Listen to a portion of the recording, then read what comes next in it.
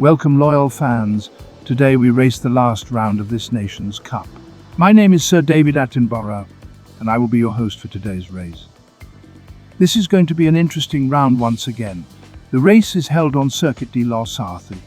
That is the track where the 24 Hours of Le Mans is held on. The cars, in turn, are also Le Mans based. We race in the so-called Group 1 cars. We have a selection of available cars from this category to choose from. Let us take a look at the options. Arguably the fastest car is the Nissan GT-RLM Turismo. It has the highest top speed, but comes with some hefty drawbacks. Just like the Citroën from last race, it has terrible vision in VR. This is mostly due to the cockpit being really far in the back.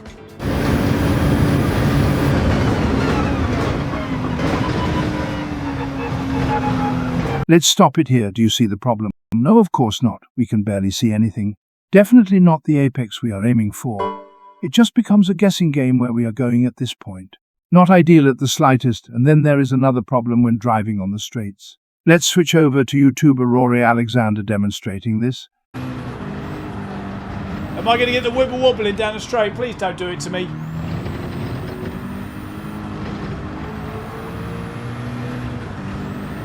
What do I mean by this wibbly wobbly thing? About to show you. Now keep watching the effect on the steering wheel as the speed ramps up.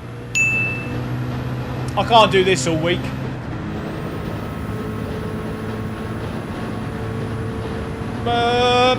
Has everyone else got this?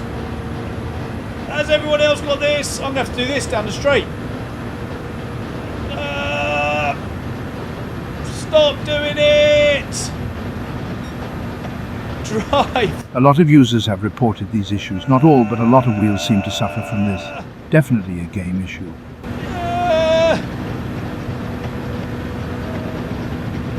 Thank you for becoming a member! I'm not... Guys, turn the talk down menu. I can't hit it. Oh. Right. Controller settings. Mind you, this was around 10 months ago, and patches have made it a lot better. But the problem persists for some situations, and the Nissan seems to be the only one of the 4 available cars that has this oscillation. Turn down road feel. Oh, crikey. And that is not even all. We have one more issue this car suffers from, and that is that it tends to snap out unexpectedly in the kink just before the Indianapolis corner.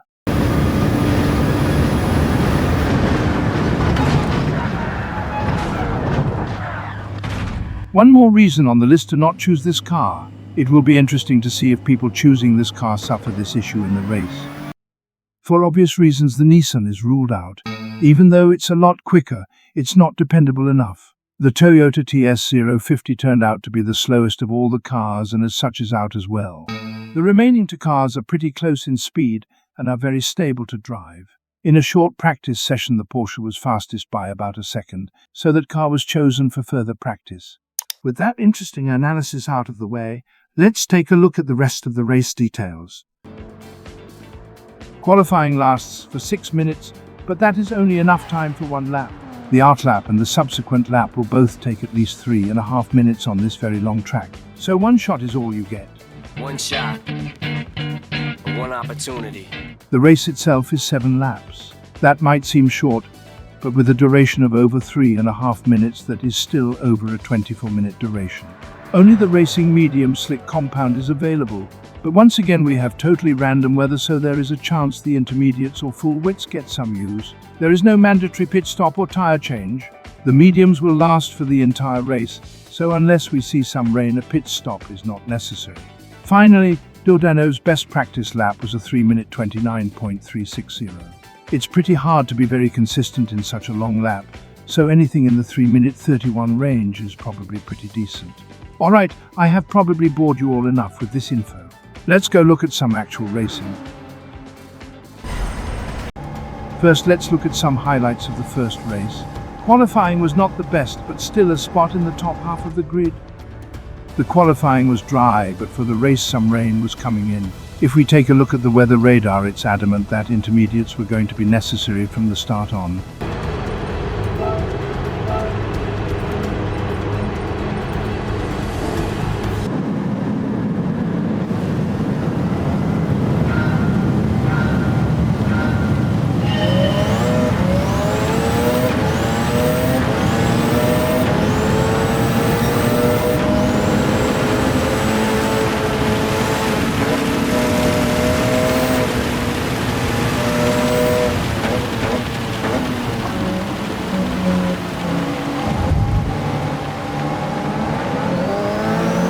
Everyone is quite careful, and although there is some slight contact, this first bit is pretty clean.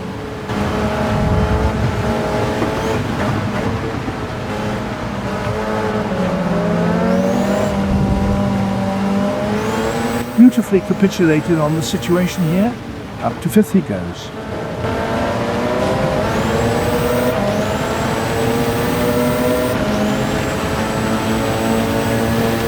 The slipstream is quite powerful in this race with the long straights, so if you can cling on to someone, you must do so.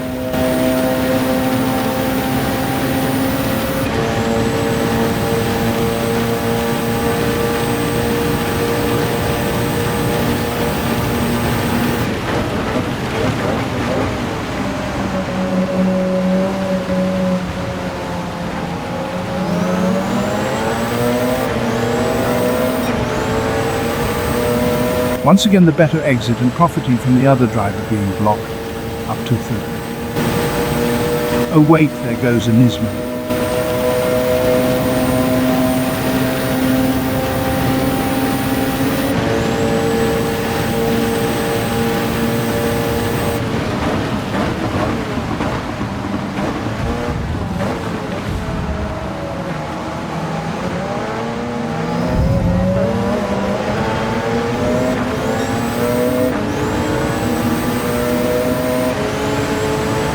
Bumped wide and the entire flock goes past again. All you can do is follow and hope for other opportunities.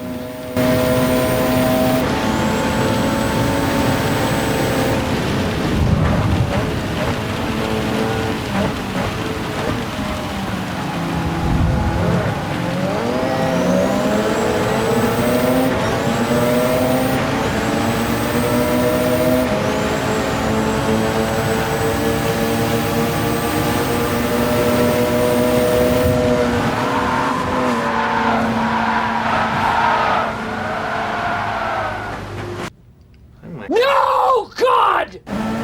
Let's see what the actual hell happened there.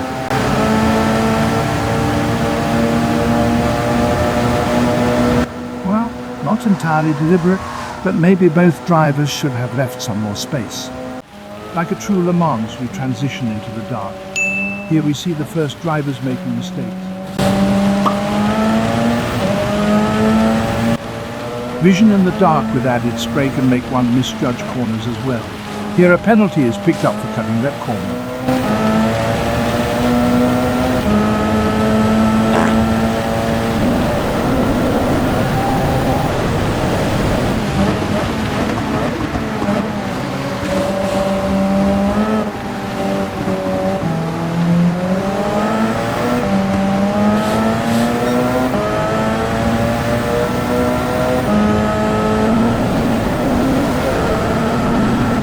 This section truly shows the strength of the Turismo on the straights.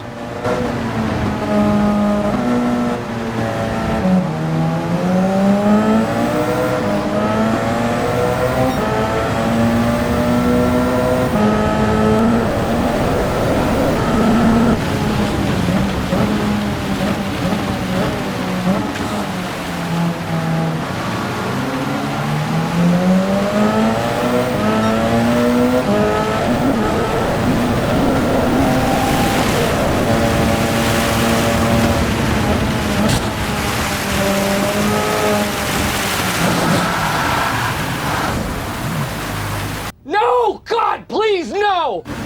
And once again Dordanov is in the barriers. Let's see what transpired this time.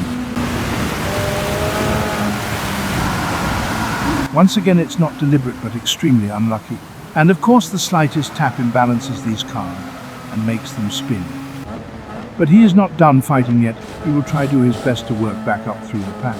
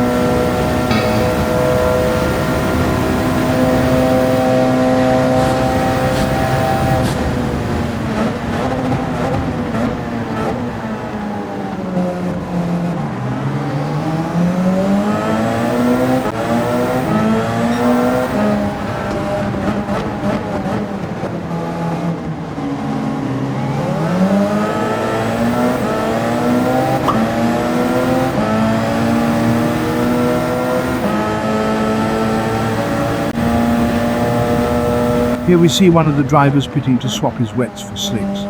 That's a bold strategy.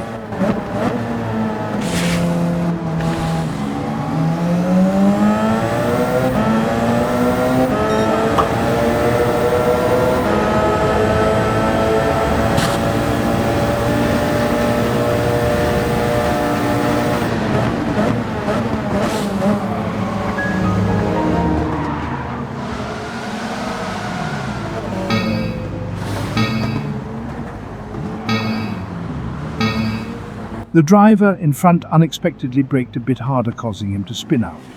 All the places won are immediately lost again.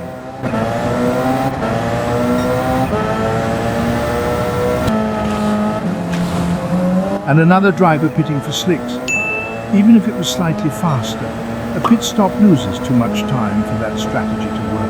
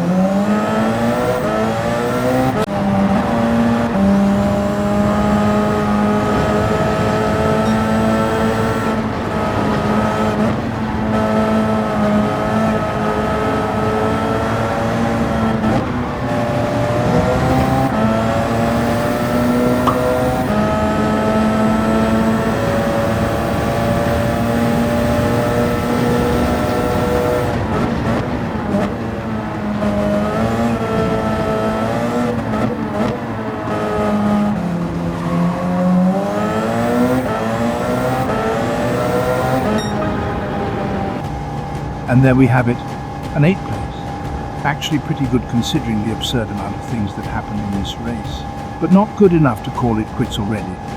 Let's do another race. Qualifying was actually very good for this race. A 5th place on the grid. Let's see what the race brings. No rain this time, we have a dry race.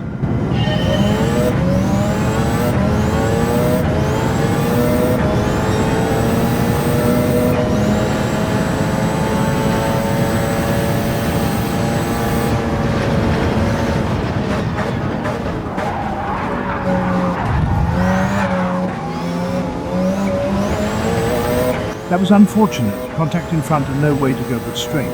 Let's take a look at the replay.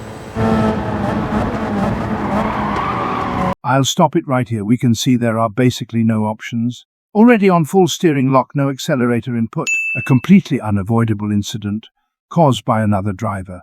Yet Dordanov is of course the one getting punished with a 5-second penalty for forcing another driver off the track. Let's fast forward to the serving of the penalty to see what the damage will be.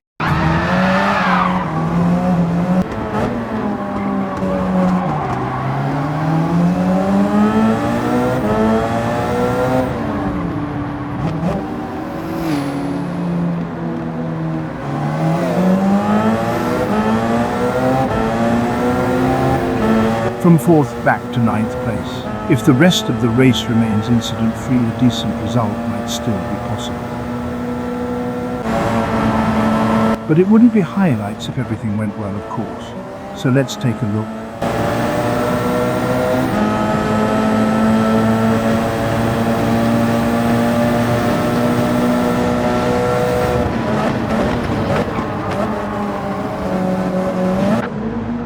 He had to take evasive action to not hit the car in front. And instead of just getting a time penalty, some of these tight chicanes also have reset points. How wonderful. Back to 12th place it is.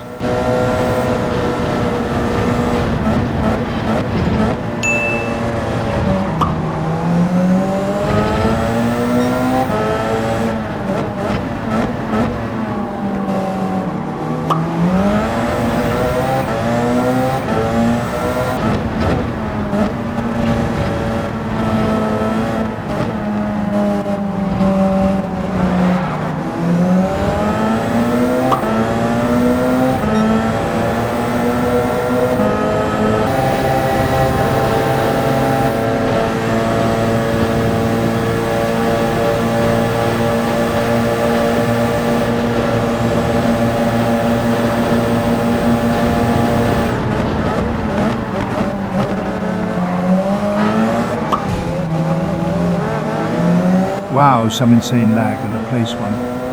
What happened there?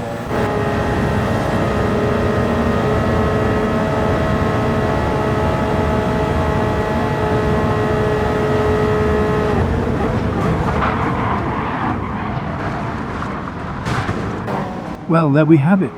Multiple hits and eventually a reset to track.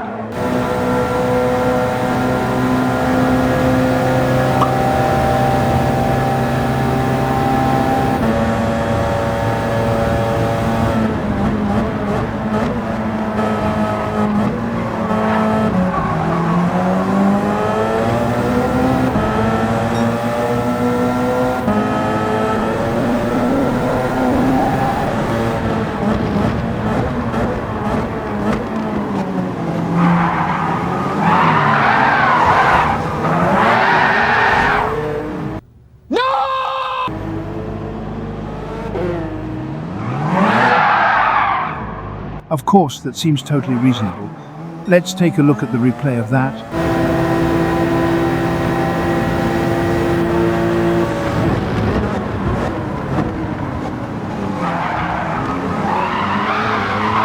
Yes, let's dive into a non-existent gap and force ourselves through. Some people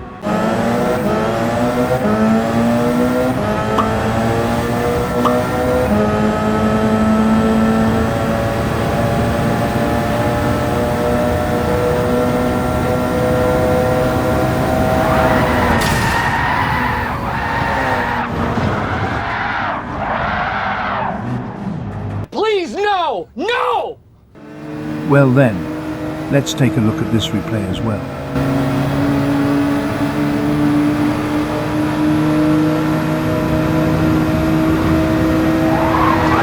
The amount of pit maneuvers in this race is astounding. Some police stations would pay top dollar for the cops being able to do the pit maneuvers in these races. But I digress. There are places to be won back. Sadly, that was all that was possible. No other drivers were overtaken. A disappointing 12th place is the result. There is still one time slot left in the evening, so I guess Doldenov needs to do another race. I like it. I know, it's great, right? Another! And here we are for the main event. Let's take a quick look at the qualifying, even though it's only one lap.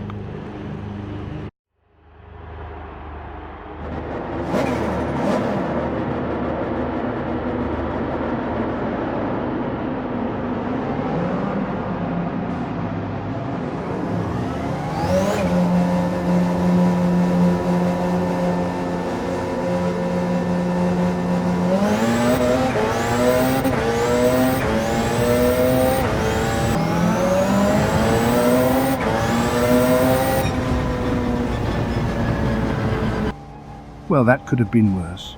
Not the greatest lap, but still a 7th place on the grid. Oh wait, no, it's 8. I guess not everyone was done yet. Oh well. We take a look at the weather radar once again. This is not a prediction, but the weather of the past hour up until now. We see there was some rain, but it is gone now and we have clear skies ahead. Slicks it is.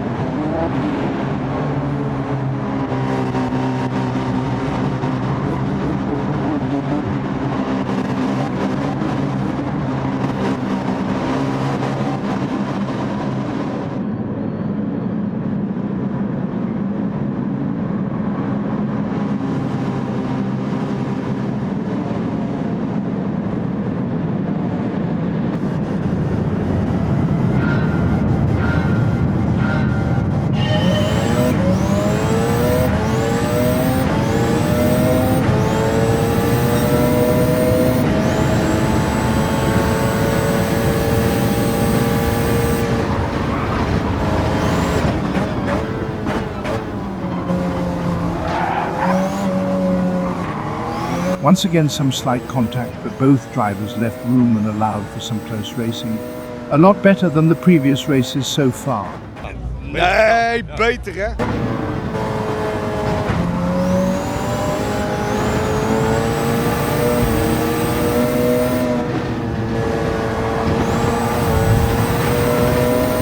He is repeatedly getting held up by the pancake in front though. Pancake. It's probably just the effect of the train of cars ahead, but it will allow the drivers behind to catch up, so it's something to look out for.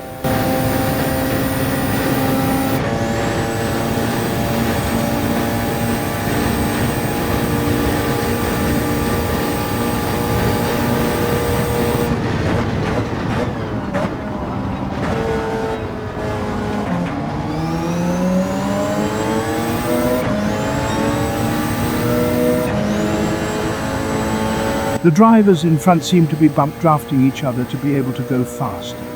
This makes it harder to catch up in their slipstream. The car behind doesn't seem to want to work together with Dorgano, but rather try to do it alone.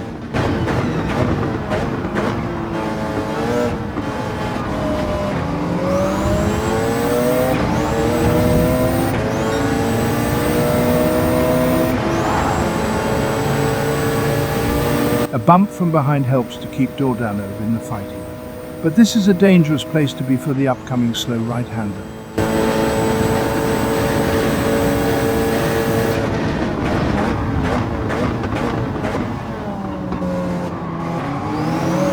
Luckily all went well for this group. That can't be said for the driver standing still on track that spun out earlier. The Nismas in front are pulling away on the straights, but as long as Dordanov can remain close and in some slipstream, that should help his speed on the straights as well.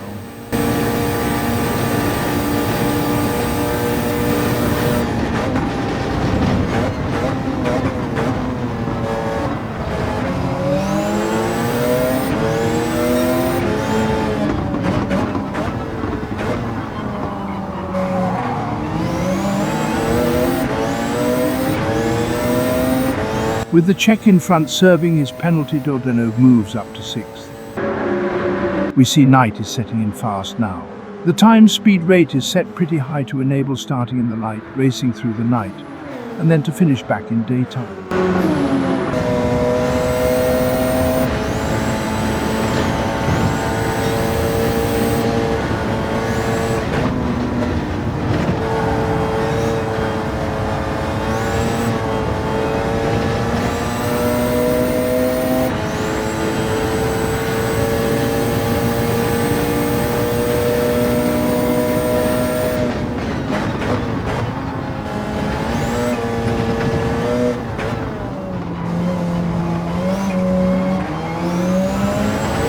We see Dordanov constantly gaining ground in the slow sections and getting gapped again on the straights.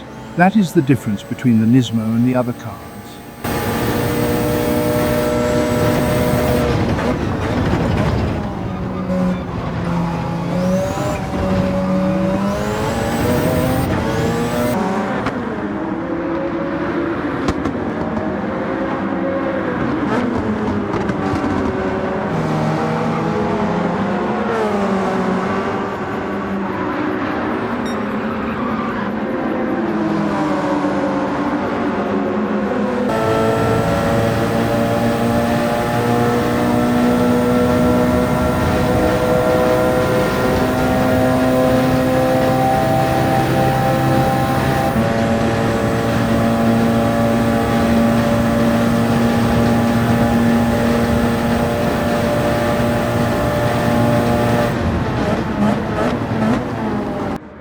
We see another Nismo already closing in fast on these straights. Of course, being a Turkey is constantly flashing his lights to unknowingly announce his presence.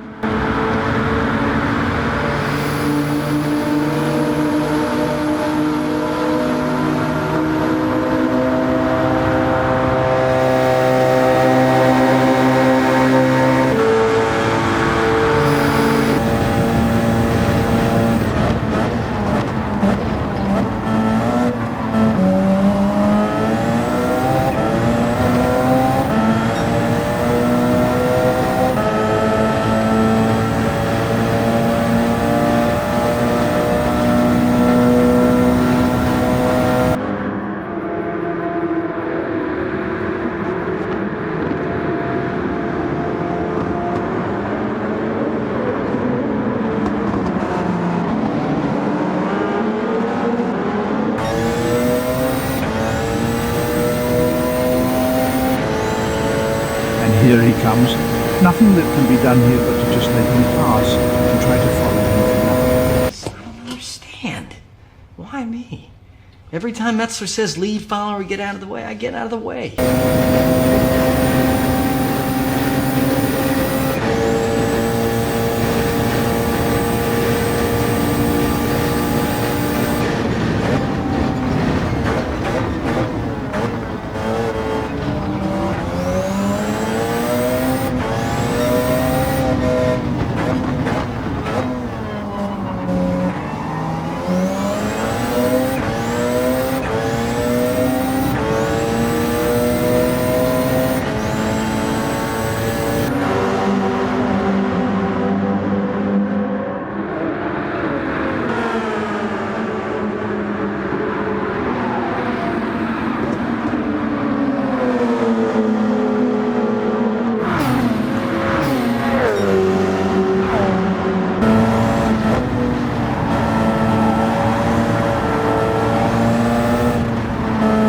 Uh-oh, that might be outside of track limits. And there we have it.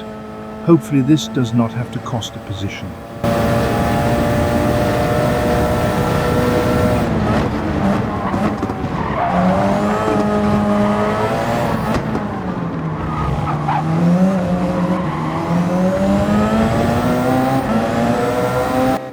Some decent fighting with the Turk, who still refuses to stop flashing his lights every corner. It almost seems like he has mapped it to his brake button.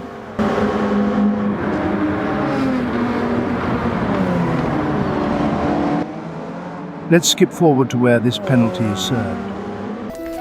Hello, Advent Skip.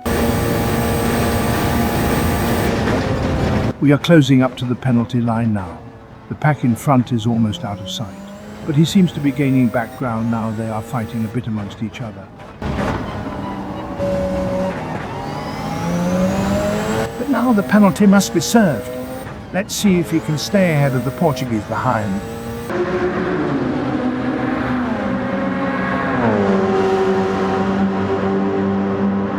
Seems with it only being half a second, it wasn't too bad. Crisis averted for now. But he must try to find his way back to the drivers in front now.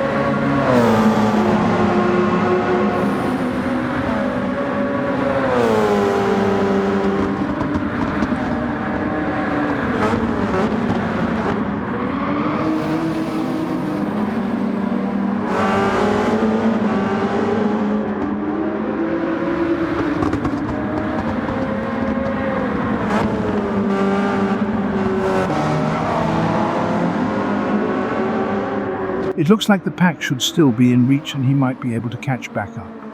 Let's skip forward to some more action. The Sword of Skip. We see that the Nismas in front have both overtaken Tysoneer in his R18. Seeing as how he does not have the straight line advantage, Dordanov hopes to be able to get by him.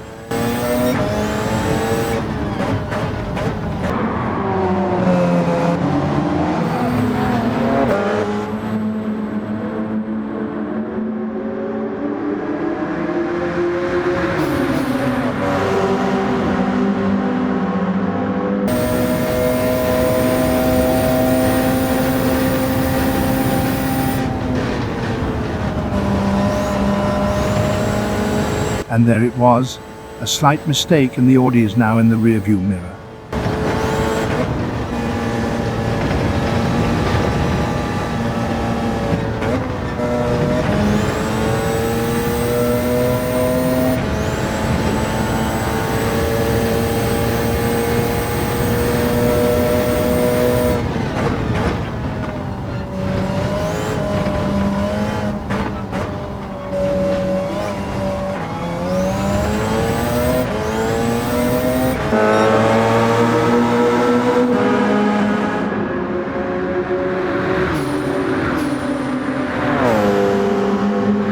We see the quick transition back to daylight coming in now.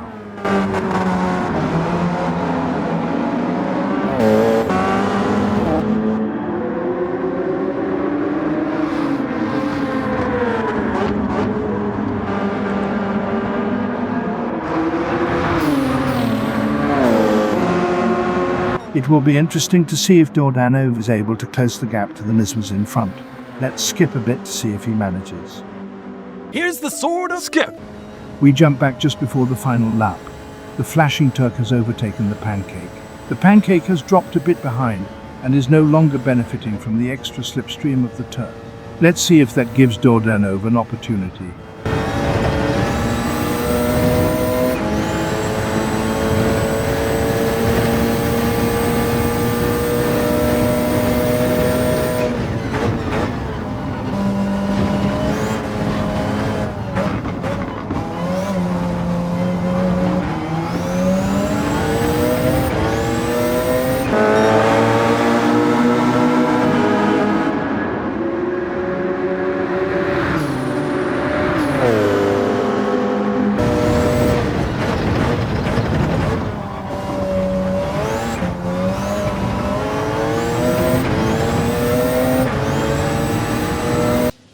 Nice to meet you, Pancake.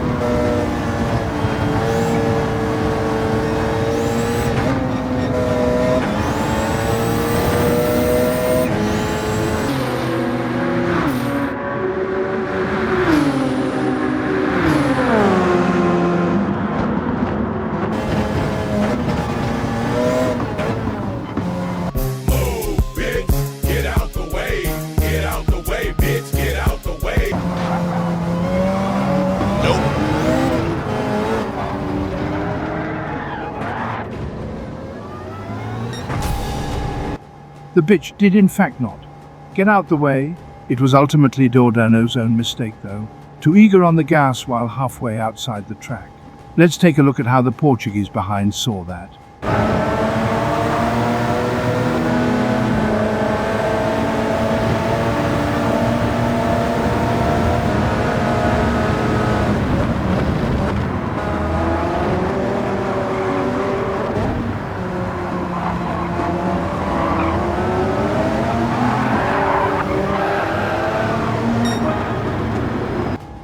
Sadly not the 6th place that seemed to be, but only 7th.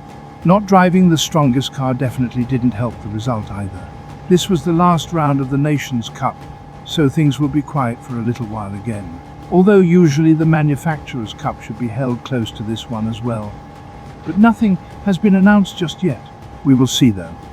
Stick around until the end if you want to see the final standings of the Nations Cup.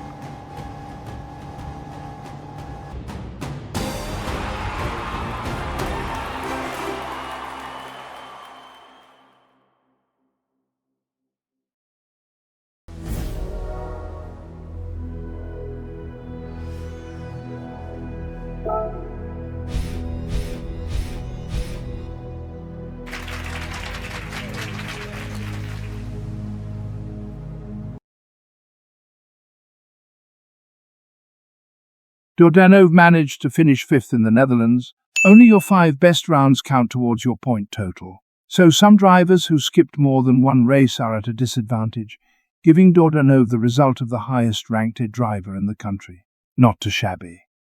For now, goodbye, and we will see you in the next one. Attenborough out.